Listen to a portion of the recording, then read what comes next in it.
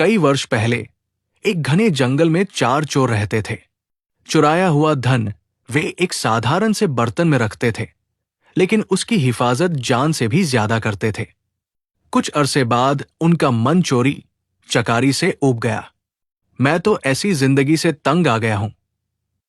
हमें हमेशा चौकन्ना रहना पड़ता है, वरना हम पकड़े भी जा सकते हैं। एक ने अपना दुखड़ा रोया। हां, मैं भी चाहता हूं कि हम लोग एक शांत सच्ची जिंदगी जिए। दूसरे चोर ने हाँ में हाँ मिलाई। बहुत अच्छा, हम जंगल छोड़कर किसी ऐसे शहर चलते हैं जहां हमें कोई जानता ना हो। शायद कोई साफ सुथरा काम धंधा ही हाथ लग जाए। तीसरा बोला। 3 चोरों को तो यह सुझाव पसंद आया और उन्होंने तय कर लिया कि वे जंगल छोड़ देंगे। लेकिन चौथे चोर को अपनी जीविका के लिए कोई खरा धंधा करने की योजना पसंद नहीं आई। उस समय तो वह चुप रहा, लेकिन उसने बर्तन में रखे पैसे चुराकर भाग जाने का इरादा कर लिया। वो सही मौके का इंतजार करने लगा। चारों चोर एक शहर पहुंचे और वहां एक धर्मशाला छत्रम में रुक गए। उनमें से 2 शहर के बारे कुछ जानकारी हासिल करने निकल पड़े। जल्दी ही उन्होंने एक वृद्ध औरत का घर देखा, जो आरामदेह तो लगता ही था, उनके लिए ठीक भी था। दोनों ने छत्रम लौटकर अपने साथियों से वृद्धा के घर जाकर जिक्र किया।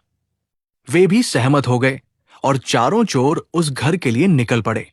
हम चारों व्यापारी हैं, एक चोर बोला, और इस शहर में कुछ काम धंधा शुरू करना चाहते हैं। हमें आपका घर पसंद आया और इसके कुछ कमरे किराए पर लेना चाहते हैं। हम जब तक यहां रहेंगे आपको अच्छा किराया देते रहेंगे। दूसरा बोला। बुघिया बहुत खुश थी और उसने अपने मेहमानों की खूब खातिरदारी की। आप यहां जब तक चाहे रह सकते हैं। वह मुस्कराई। वो प्रसन्न हुई कि उसे अच्छे किराएदार मिल गए हैं। चारों चोर पता लगा चुके थे कि वो बहुत नेक और सच्ची औरत है, जिसे पराई दौलत का लालच नहीं है। इसलिए उन्होंने अपना पैसों ने भरा बर्तन बुढ़िया को संभालने के लिए दे दिया। कृपया इस बर्तन को ध्यान से रखिएगा। एक ही शर्त है, इसे देना तभी जब हम चारों साथ में इसे मांगने आए। ठीक है, बुढ़िया ने बर्तन लेते हुए कहा। वो अपने घर के पिछवाड़े गई और देखने लगी कि कोई देख तो नहीं रहा। जब उसे तसल्ली हो गई तो उसने जमीन खोदकर उसमें बर्तन डाला और उसे वापस मिट्टी से ढक दिया। चारों ओर कुछ काम धंधे की तलाश में शहर चले गए। जल्दी ही वे काफी थक गए और बुढ़िया के घर से कुछ ही दूरी पर खड़े वटवृक्ष के नीचे बैठकर सुस्ताने लगे। तभी एक औरत लस्सी बेचती हुई वहां से निकली। चारों ने थोड़ी लस्सी खरीदने का निश्चय किया। लस्सी बहुत स्वादिष्ट थी। उन्होंने सोचा कि दोपहर के भोजन के साथ पीने के लिए थोड़ी लस्सी भी ले ली जाए। पर 3 चोर तो बहुत थक गए थे। लस्सी डालने के लिए बुढ़िया के घर से बर्तन लाने की हिम्मत किसी में नहीं थी। चौथा चोर, जो किसी ऐसी ही घड़ी की प्रतीक्षा में था, झट से जाने के लिए तैयार हो गया।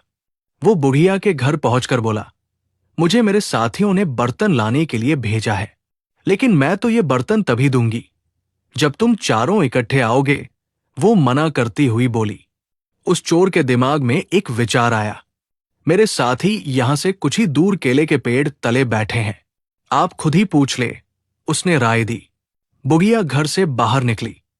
उसने तीनों को पेड़ के नीचे बैठे हुए देखा। क्या आपने अपने दोस्त को बर्तन लाने भेजा है? वो चिल्लाई। जी, कृपया उसे दे दीजिए, तीनों चोरों ने जवाब दिया। बुढ़िया ने सोचा कि उन्हें अपना बर्तन किसी कार्य हेतु चाहिए होगा, जो उन्होंने अपना विश्वसनीय साथी भेजा है। उस चोर को फावड़ा देती हुई वो बोली कि पिछवाड़े से खोदकर बर्तन निकाल ले। इतना कहकर वो अपने घर के कामों में उलझ गई। चोर ने बर्तन निकाला और चुपके से पिछले दरवाजे भाग खड़ा हुआ। इस बीच उसके दोस्त चिंतित हो रहे थे। काफी वक्त बीत चुका था और उनके साथी का कुछ पता नहीं था। तीनों बुढ़िया के घर गए। हमने अपना साथी एक बर्तन लाने भेजा था। वो कहाँ है? उन्होंने पूछा। मैंने तो बहुत पहले ही उसे बर्तन खोदने के लिए कुदाली दी थी। उसने आपको बर्तन नहीं दिया? बुघिया हैरान थी। तीनों चोर समझ गए कि उनके साथी ने उन्हें धोखा दिया है। हमने आपको कहा था कि बर्तन तभी देना जब हम चारों आपके पास आए। आपने हमारी बात नहीं मानी। हमें लगता कि हमारे साथी ने आपके साथ मिलकर हमारा पैसा हथियाने का षड्यंत्र रचा है, वे बोले। बुघिया बहुत दुखी हुई। वे तीनों उसे शहर के न्यायाधीश के पास ले गए और उसकी शिकायत की।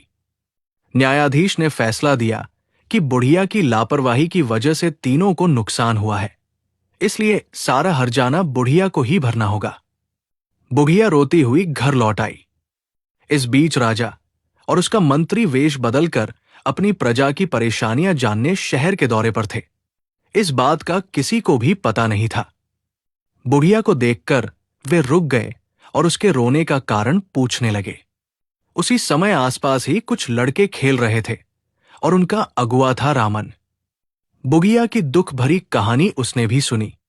भगवान करे उन तीनों को तुम्हारे साथ ऐसा सुलूक करने की सजा मिले, रामन बोला। यह सुनकर राजा और उसका मंत्री बहुत हैरान हुए। उन्होंने रामन से पूछा कि क्या वह इस मामले का फैसला कर सकता है। रामन ने आत्मविश्वास के साथ सिर हिलाया और कहा कि वो अपना फैसला राजा के दरबार में ही सुनाएगा। अगले दिन महल में दरबार लगा। रामन न्यायाधीश के आसन पर बैठा था। उसने चोरों की कहानी सुनी। तुम्हारी शर्त यही थी न कि बुढ़िया वो बर्तन तुम्हें तभी दे जब तुम चारों उसे लेने आओ। रामन के प्रश्न पर तीनों ने हामी भर दी। बहुत अच्छा, वो शर्त पूरी करने के लिए तैयार है, पर यहां तो तुम सिर्फ 3 हो। जाओ, अपना चौथा साथी लेकर आओ जिससे शर्त पूरी की जा सके, रामन ने आदेश दिया। शाबाश, क्या फैसला दिया है। राजा ने रामन की भूरी भूरी प्रशंसा की। तुम छोटे हो पर हो समझदार। आज से तुम मर्यादा रामन के नाम से जाने जाओगे और हमारे दरबार में ऐसे मुकदमों के फैसले किया करोगे।